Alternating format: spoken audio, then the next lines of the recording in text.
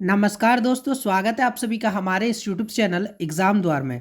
तो दोस्तों, वीडियो का लेंथ जो है ना वो काफ़ी ज़्यादा बड़ा होने वाला है, क्योंकि दोस्तों जैक बोर्ड क्लास 12 के जितने भी विद्यार्थी हैं जिनका कल फिजिक्स का एग्ज़ाम होने वाला है, तो दोस्तों उनके लिए जो है ना यह वीडियो काफ़ी ज़्यादा इंपॉर्टेंट है। क्योंकि दोस्तों आज की इस वीडियो में मैं आप सभी को लगभग 30 से 35 वीवीआई क्वेश्चन बताऊँगा। सारा सब्जेक्टिव क्वेश्चन रहेगा जो कि आप सभी के एग्ज़ाम के लिए काफ़ी ज़्यादा इंपॉर्टेंट है। ठीक है, तो दोस्तों चलिए वीडियो को स्टार्ट करते हैं। उससे पहले बस आप सभी से इतना ही रिक्वेस्ट है कि चैनल को सब्सक्राइब कर दीजिए और वीडियो को लाइक कर दीजिए। तो हमारा चलते हैं पहला क्वेश्चन की तरफ। वीडियो को शुरू से लेकर के एंड तक देखना, ठीक है। तो हमारा जो फर्स्ट क्वेश्चन है, फर्स्ट क्वेश्चन कह रहा है कि what is an electric line of force, what is its importance. Electric line of force क्या है और इसका इंपॉर्टेंस क्या है। तो इसका आंसर हो जाएगा कि an electric line of force is an imaginary straight और curved path along which a positive test charge is supposed to move when free to do so. Paragraph change करने के बाद क्या लिखना है कि the tangent at a point on an electric line of force gives the direction of the electric field at that point. तो ये हो जाएगा इसका बिल्कुल करेक्ट आंसर। तो दोस्तों मैं एक बात जो है आप सभी को मैं शेयर कर देना चाहता हूँ कि जो जितना भी क्वेश्चन करवा रहा हूँ सारा जो है 3 मार्क्स क्वेश्चन है। ठीक है, सारा जो है 3 मार्क्स क्वेश्चन है, 3 नंबरिया प्रश्न सब है। ठीक है, आगे चलते हैं। क्वेश्चन नंबर 2 देखिए। क्वेश्चन नंबर 2 है हमारे पास कि what is the principle of electrostatic shielding.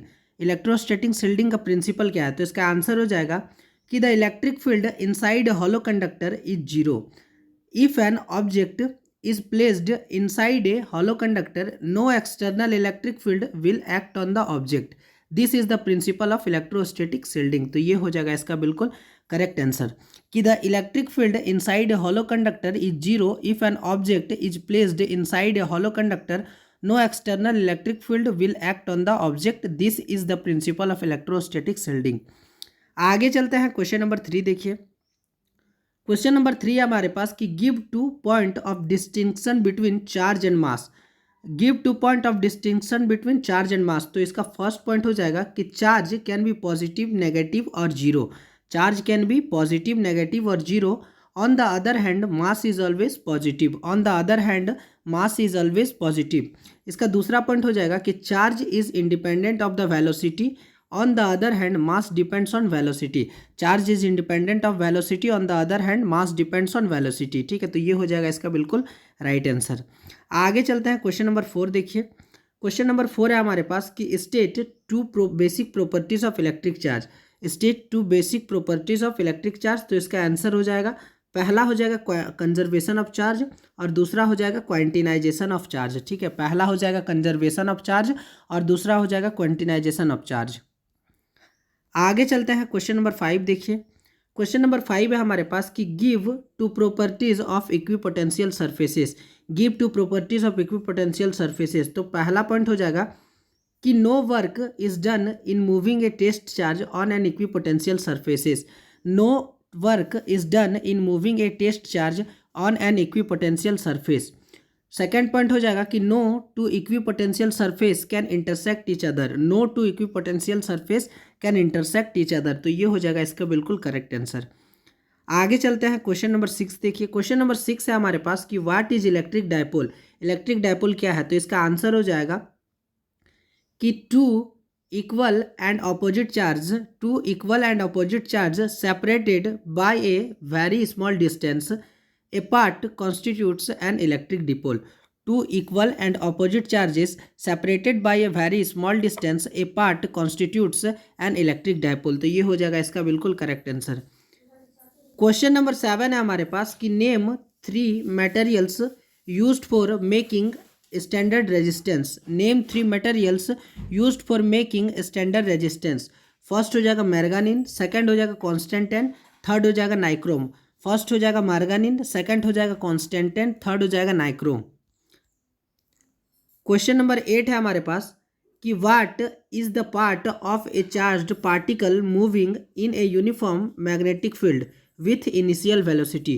What is the part of a charged particle moving in a uniform magnetic field with initial velocity. First है parallel to the field, second है perpendicular to the field, third है at an arbitrary angle with the field direction.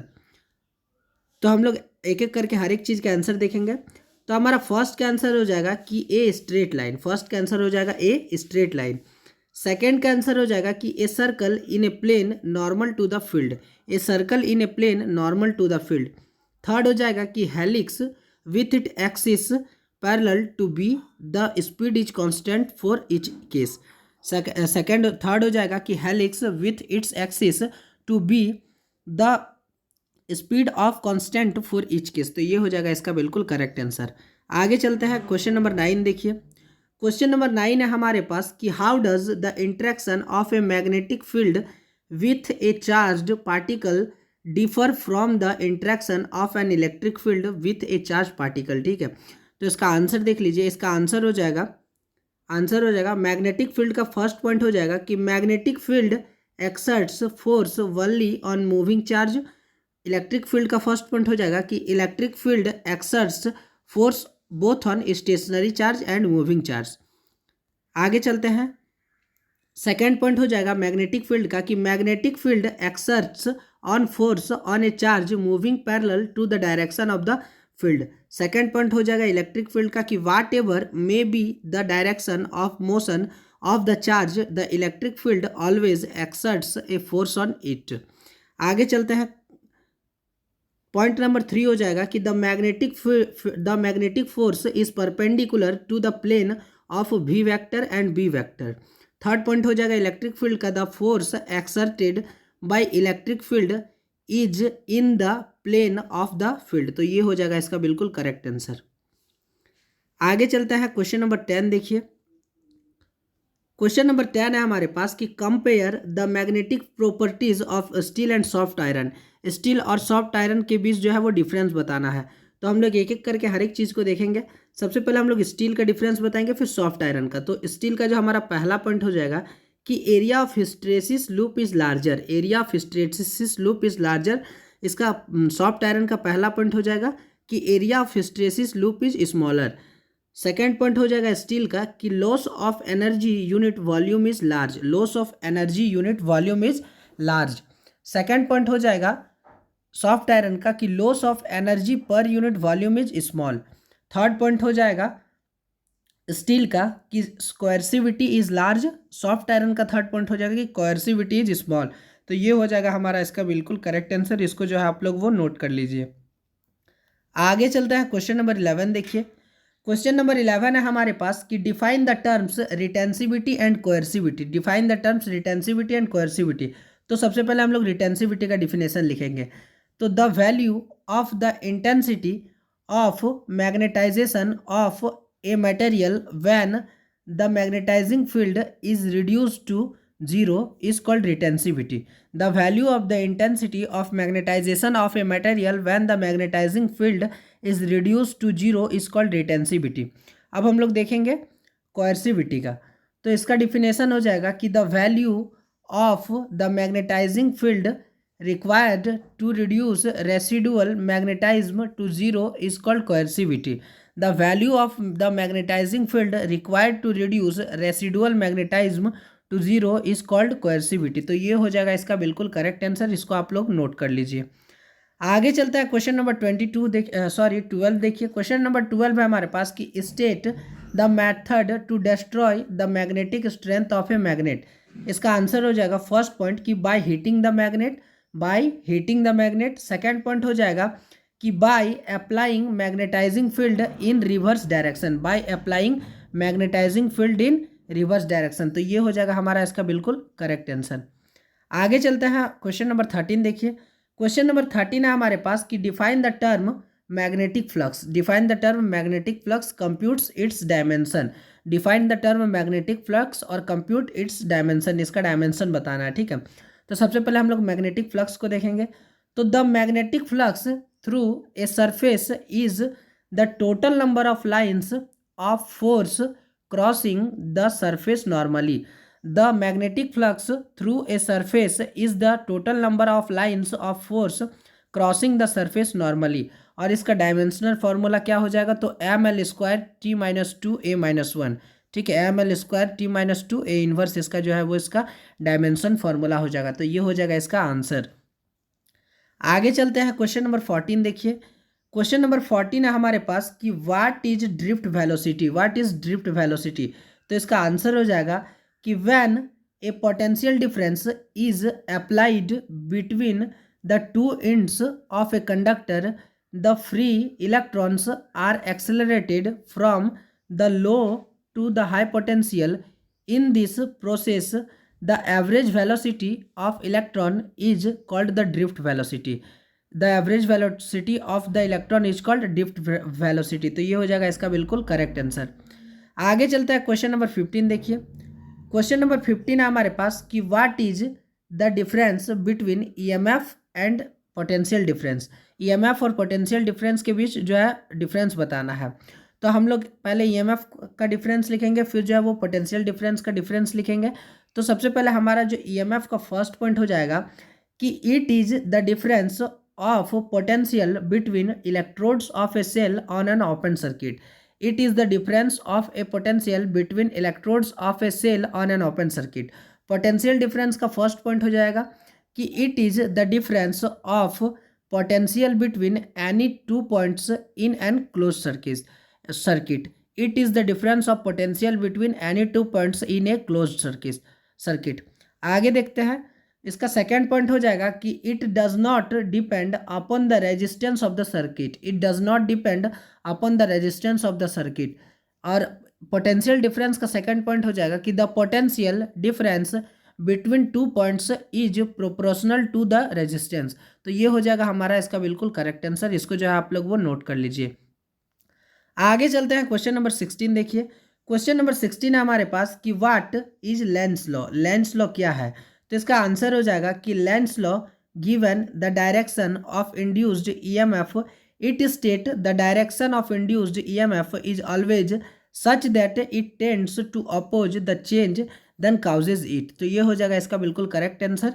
इसको जो है आप लोग वो note कर लीजिए।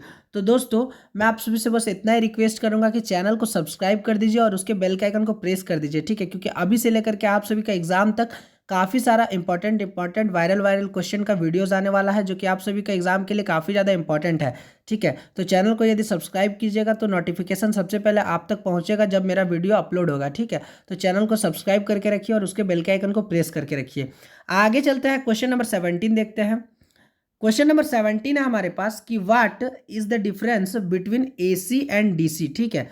एसी और डीसी के बीच जो है हमें डिफरेंस बताना है। तो हम लोग एक एक पॉइंट करके धीरे धीरे करके एक एक पॉइंट को देखेंगे। तो हमारा जो फर्स्ट पॉइंट है वो हो जाएगा कि AC is more dangerous than DC because the people feel more shock with AC. Because the people feel more shock with AC. Second point हो जाएगा कि AC can be transferred from one place to other with less loss of energy and DC cannot transfer, ठीक है। तो ये हो जाएगा इसका सेकेंड पॉइंट। आगे चलते हैं थर्ड पॉइंट देखिए। इसका थर्ड पॉइंट देखिए।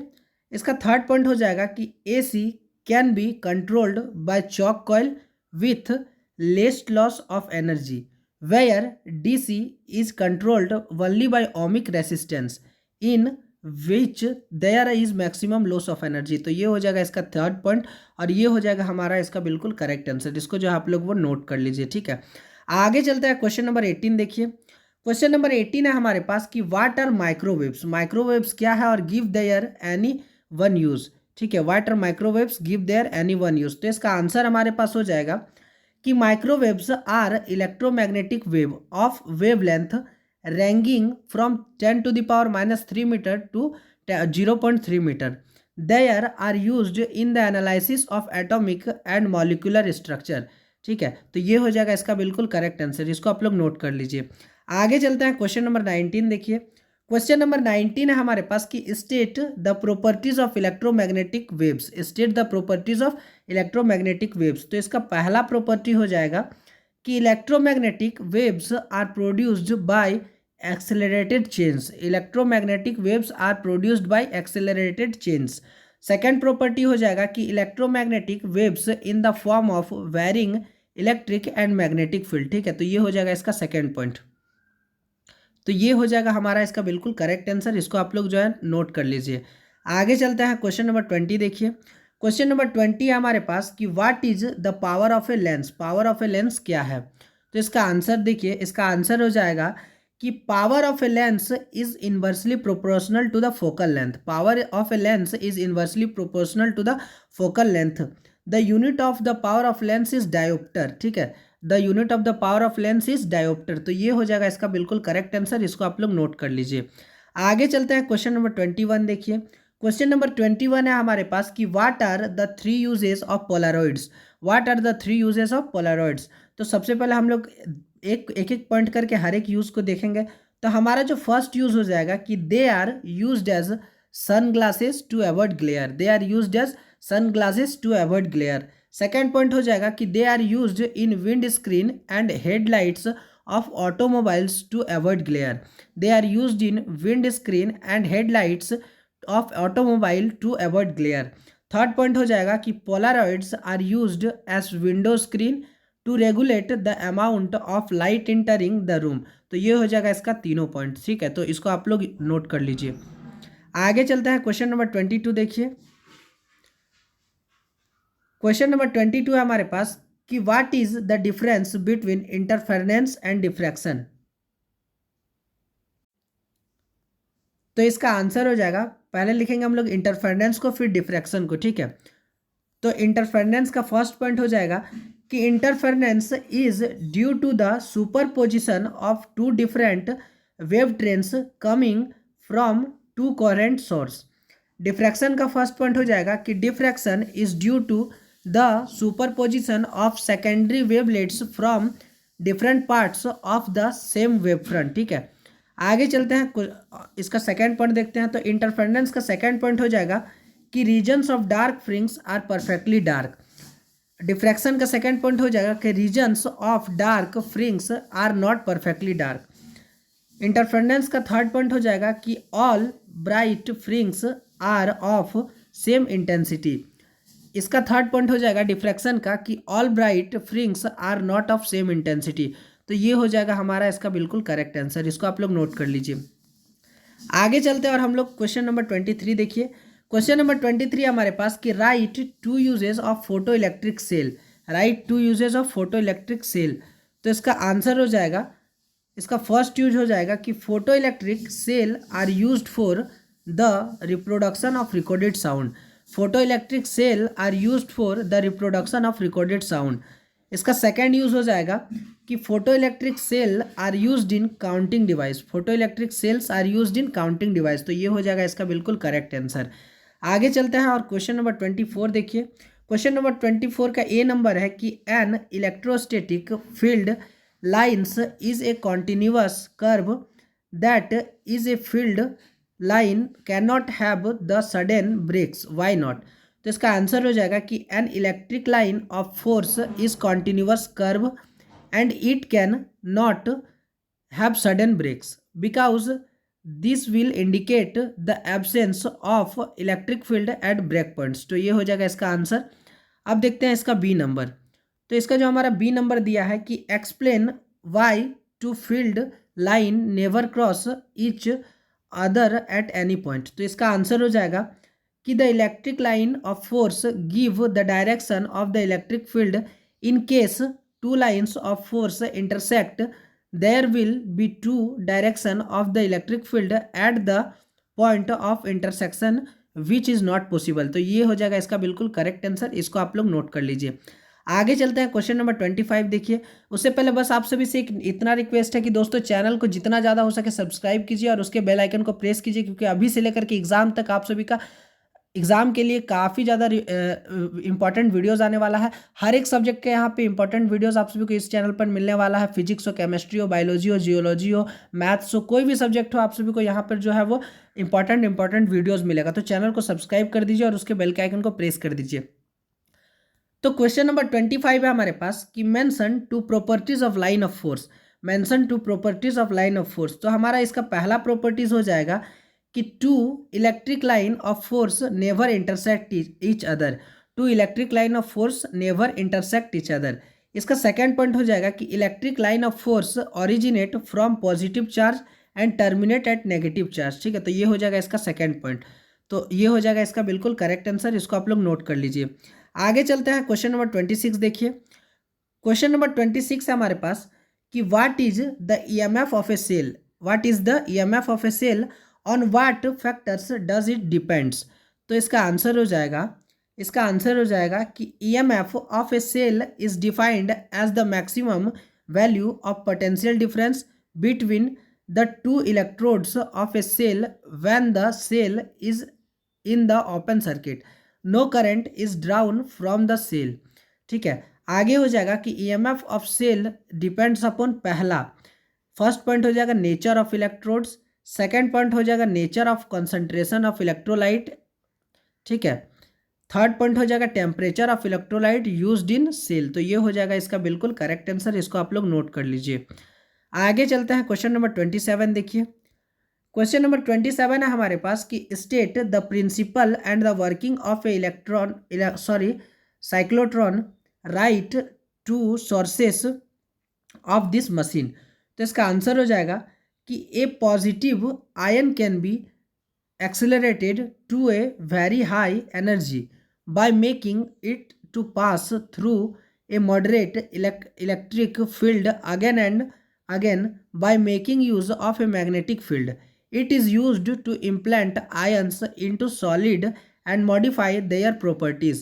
It is also used in hospitals to produce radioactive substance। तो ये हो जाएगा इसका बिल्कुल करेक्ट आंसर, इसको आप लोग नोट कर लीजिए, ठीक है, इसको आप लोग जो है वो नोट कर लीजिए। आगे चलते हैं क्वेश्चन नंबर 28 देखिए।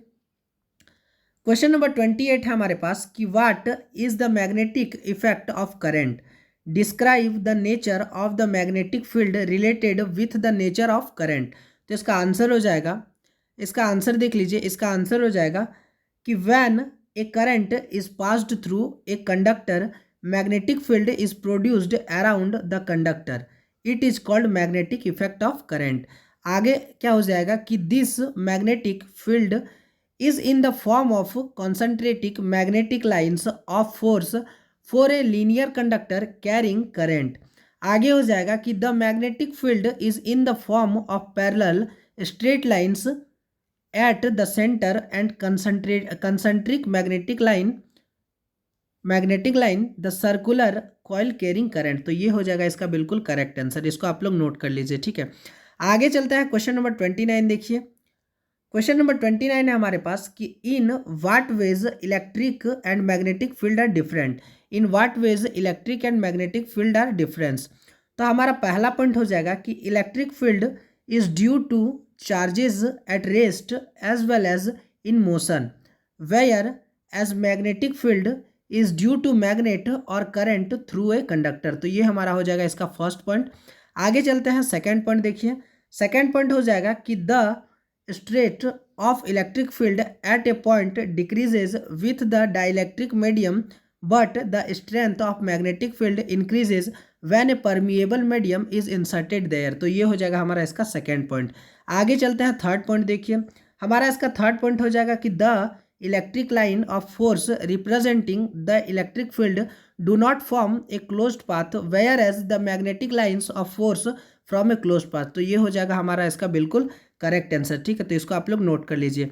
आगे चलते हैं क्वेश्चन नंबर 30 देखिए। क्वेश्चन नंबर 30 है हमारे पास कि identify the constituent radiation of electromagnetic spectrum which, first पूछ रहा है कि is used for studying crystal structure, second question पूछ रहा है कि is absorbed by the ozone layer is the atmosphere, third question पूछ रहा है कि प्रोड्यूसेस इंटेंस हीटिंग इफेक्ट, बोल रहा है कि mention one more application for each of this radiation.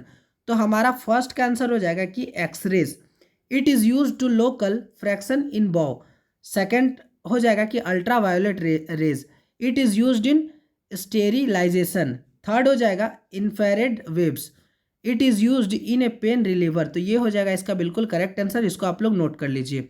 आगे चलते हैं क्वेश्चन नंबर 31 है हमारे पास, देखिए क्वेश्चन नंबर 31 और आज का हमारा जो लास्ट क्वेश्चन है कि एक्सप्लेन द फॉलोइंग टर्म्स। पहले ग्राउंड वेव को एक्सप्लेन करना है और स्पेस वेव को और स्काई वेव को, ठीक है।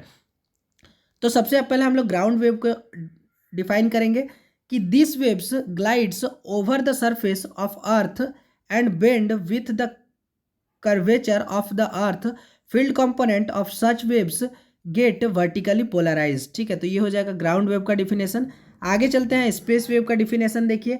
स्पेस वेव का डिफिनेशन हो जाएगा कि this waves travel in a straight line and directly reach the receiver and effective reception range is the region covered by the line of light. तो ये हो जाएगा स्पेस वेव का डिफिनेशन। आगे चलते हैं, स्काई वेव का डिफिनेशन देखिए। स्काई वेव का डिफिनेशन हो जाएगा कि sky waves reach the receiving antenna after reflection from the ionosphere. Range of sky waves is more than the range of ground waves and space wave. तो ये हो जाएगा इसका बिल्कुल करेक्ट आंसर। और दोस्तों इसी के साथ आज की इस वीडियो में मैंने आप सभी को फिजिक्स का very very important question, total 31 question बताया, जो कि आप सभी के एग्जाम के लिए काफ़ी ज़्यादा इंपॉर्टेंट है। तो बस आप सभी से इतना ही रिक्वेस्ट है कि चैनल को सब्सक्राइब कर दीजिए और उसके बेल के आइकन को प्रेस कर दीजिए और वीडियो को एक लाइक कर दीजिए और कमेंट डाउन कीजिए कि आप सभी को और किस टाइप्स का वीडियो चाहिए। आप लोग जैसा वीडियो बोलोगे मैं आप सभी के लिए वैसा ही वीडियो बना दूंगा। तो मिलते हैं एक न्यू वीडियो के साथ, तब तक के लिए बाय बाय, टेक केयर।